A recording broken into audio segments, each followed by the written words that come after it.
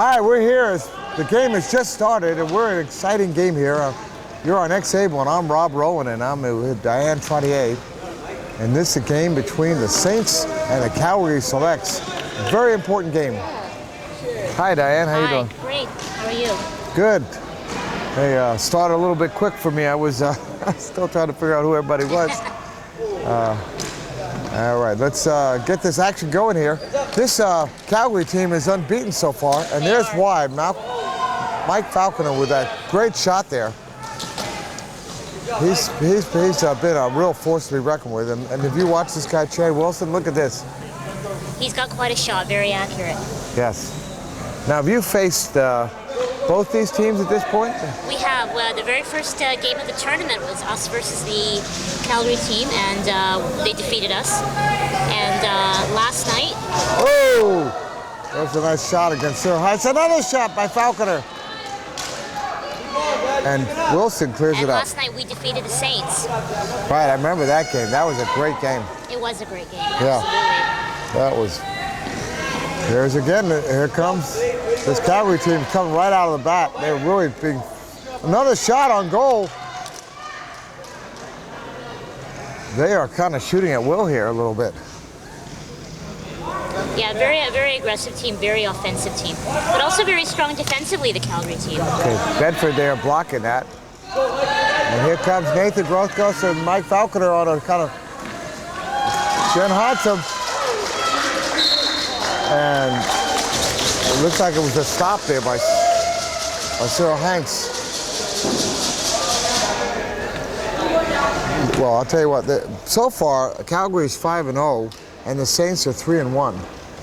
And the Lake Raiders, your team is 4-1, and the Stars are 3-2.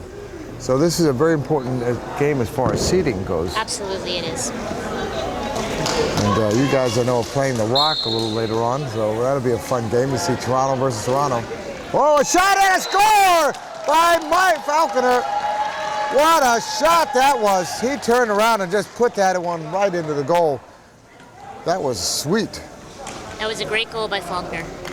He has a really powerful shot. Great goals by number 13, Mike Falconer. With 12:38 in the first, and he was unassisted. That shows you how explosive he is. We gave him the player of the game for an OA game. You know, if they're going to play well, they're going to have to step up as a team. And what I've seen is a lot of Chad Wilson playing, and it seems like the one person that seemed to help him out a lot is it Josh Twite? Yes. Yeah, Josh Twite. Also a really experienced player here in the power hockey tournaments. He's been to several of them. I'm sure we'll see him momentarily. Yes. Before this game gets out of hand for them, but put out front. Oh, Chad losing that one, and there it is. It's in front again. You see the way Falconer and Nathan Grothgos are working together. There's a zone shot, and he scores again. Wow. Not even a minute has passed since his first score, and Falconer has put a second one in. I'm not entirely surprised how this game has begun. Calgary is incredibly strong offensively. And the one difficulty that the Saints have is that, you know, with Chad Wilson being such a strong player, he needs a little bit more backup. I don't feel that he has the backup that he needs to challenge a team like Calgary. But you never know what happens. Anything can happen. Yes. He puts it, and Wilson clears it out. And Twite there in a race with Jack Bedford. Jack, one of the older people playing in this tournament, he's 52. And he's been playing for 7 seasons. He broke his neck. I think it was 12 years ago. He was playing ice hockey. So he has a lot of that background and understands the game from that direction. And Chad Wilson's cheer just died on him.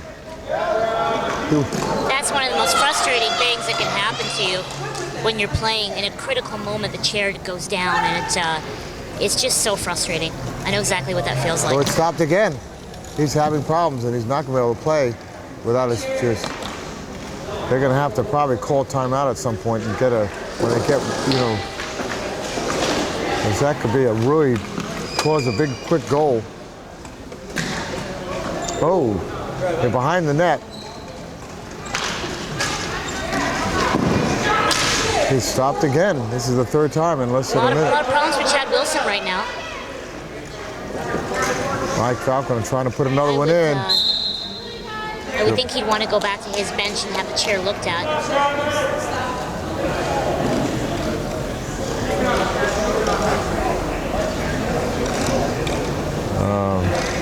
Wondering what he's going to do here.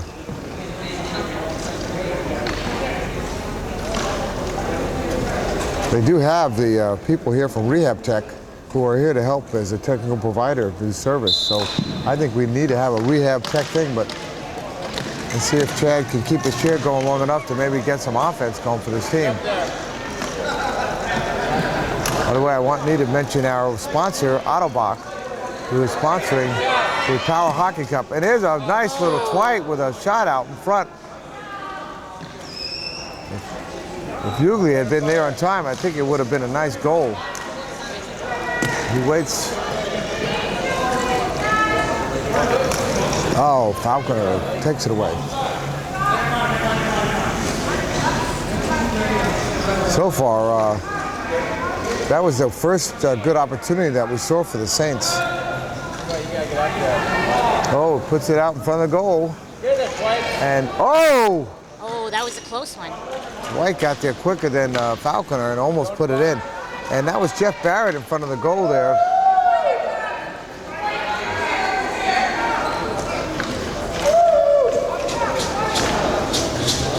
You've been in some very exciting games here, so I know you guys have really, between you and Michelle playing together up front, have really made some exciting moments that we're glad to have them on X-Able.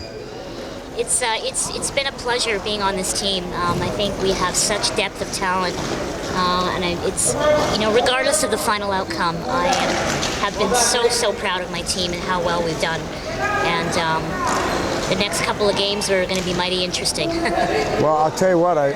It's out there in front again. Megan Hines was fantastic. We gave her the player of the game. Megan is so key to our team.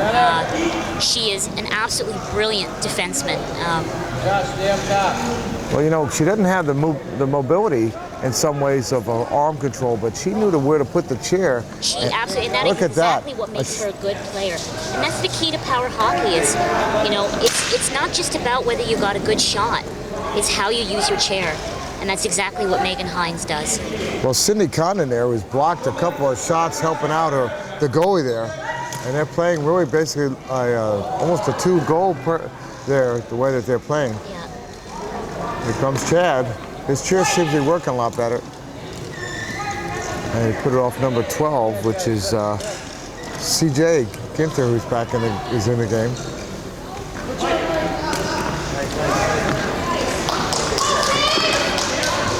And Joe Hughley, oh, shot! Oh, what a shot that was.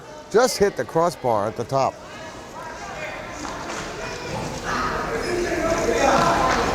Well, this I think is going to be very interesting for what happens tomorrow. There's going to be some great games. And, okay, Falconer breaks up that play, but it was a little dangerous there, wasn't it? I was thinking he was shooting at his own goal for a minute. Shot a goal! Again, Cindy Condon blocking it. Now we're having some back and forth action.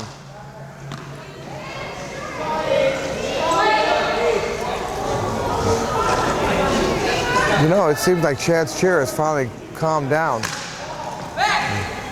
Hopefully those were just a couple of fluky glitches and that won't happen again. Mike Falconer waiting out there in front. You better be careful. Wilson was, and he gets it down a little bit.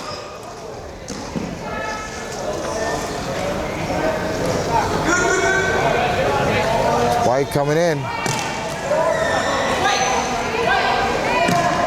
Oh, a chance there. It's out in front. Oh, Joe Hughley could not. And Wilson trying to push it under that. Good defense there by the goalie, Jeff Barrett. And his game is still 2-0 with those quick goals by Mike Falconer. That was a real first offensive push from the Saints, though. They need to do more of that, I think. Well, I know you guys played this select team early on, and you were first out there, and I think they kind of caught you a little bit. Do you think now you're a little bit more prepared to be able to play them if it comes down to a big game? I think that we've really secured our game plans more and more with each passing game. And I'm a firm believer in watching the other games, how other teams play each other. Chad Wilson looking for an opening there. Falconer all over him. He puts it out in front. Nice defense there, CJ. They were covering the goal, looking for that high shot. I'm sorry to interrupt you there. Oh, so you guys feel that I know you guys don't normally all play together because you're all a combination of a couple of several Toronto teams. How many teams are represented from your league in your team? But I think we've really gelled as a team. Yeah, I think it's been incredible to see how connected we've all become, and what a great unit, and how every single person contributes something. Now, who do you normally play with? Who's on your team in Toronto? During the regular season, actually. Anybody that's here on for No, oh, look at this. Cindy Connor was kicked out. No, so. No, none of my regular season teammates are here. Okay, and of the Falconer with a chance here, drives in and scores a goal. I'm not sure who got it. It looks like it might be Mike. He might have just gotten the hat trick there. With 3:42, Calgary with another big goal.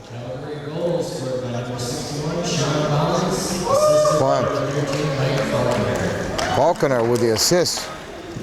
And Sean Bonds. Wow, I'll tell you what. This Saints team is in a real quandary because if they can come out and score 3 quick goals like that unanswered, they have to somehow figure out how to put something on the board. Well, it's certainly a psychological advantage if you can come out in the first period and bang a few away. Absolutely, it starts to change the dynamic of the game. So what would you do here when it will come down into the period in between the periods? What would you tell the Saints team to do? Well, I think what they need to do is their Chad and Dwight have the right idea in terms of, Chad trying to send it up to Dwight, but I almost wonder if it shouldn't be the opposite. With Chad, with the speed that he has, perhaps Dwight should be in the corners fighting in their end, getting it out, and then getting it up to Chad, who has the speed to break away. So I almost wonder if that strategy shouldn't be thought of. But it's tough. It would take a little bit of thinking because Chad, I think, is really sees himself as the one to go wherever the ball is. Yeah, and I think it'd have and to. I don't blame him to a certain extent because of how the team is structured. But that, like you said, that's a weakness. If you can't count on somebody else to help bring it out, I mean, you guys have a lot of strengths of several people who can bring it out from inside. That's Kirk is good, and yeah, exactly. I mean, when you look at Calgary, there's Nathan Grosskloss and Sean Bonds, Mike Faulkner, and their defenseman Keith Bourbonnais. They're all, incredibly talented and a lot of experience amongst all of them. And you can see it. You can see how comfortable they are with each other. Chad looking for Josh. Oh, off of Sean, and they're slapping at it, but they're not waiting for a good opportunity. They're just hitting into a bunch of red shirts, red jerseys. It's one of the things you see often. Oh, look at this! Here comes Falconer with another opportunity. Oh, Cindy Connor blocked him away for the moment. And there's another goal by Mike Falconer. And it sounded like Chad's chair broke down on him again, but... A lot of frustration on Chad Wilson's part. I don't blame him. So it's really, really frustrating when that happens. Well, It just takes you right out of the game. yeah, Falconer with 3 out of the 4 goals and an assist on the other is just playing phenomenal offense there. And no matter what, you say he was moving in on that one, and it was once they got down there, it was dangerous for them to have that ball floating out in front with them having control of it. Does he have a new chair now? No, same chair. I guess he's just going to try to make do with what he has, unfortunately. There's not a whole lot you can do at this point. No. There are other chairs here that people have been using in case of technical difficulty, but it's always tough to get into another chair because you're not used to driving that chair and sitting in that chair. Changes how you play. Yeah. Oh! That was just stopped by the goalie. That was a dangerous place.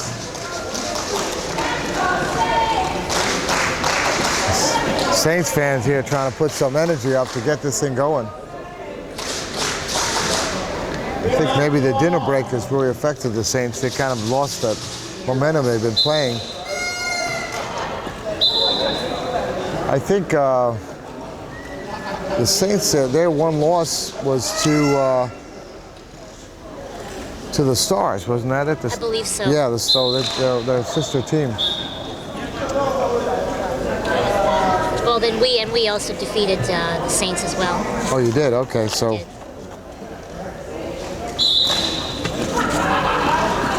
No, then that was the loss. Then they must have. Oh, puts it up. Falconer trying to put 4 on his. That was a nice move there. Is it hard watching sometimes that you want to just get out there and start battling for that ball? There's a part of me that wants to go up to them and say, you guys have to try this. Try this differently.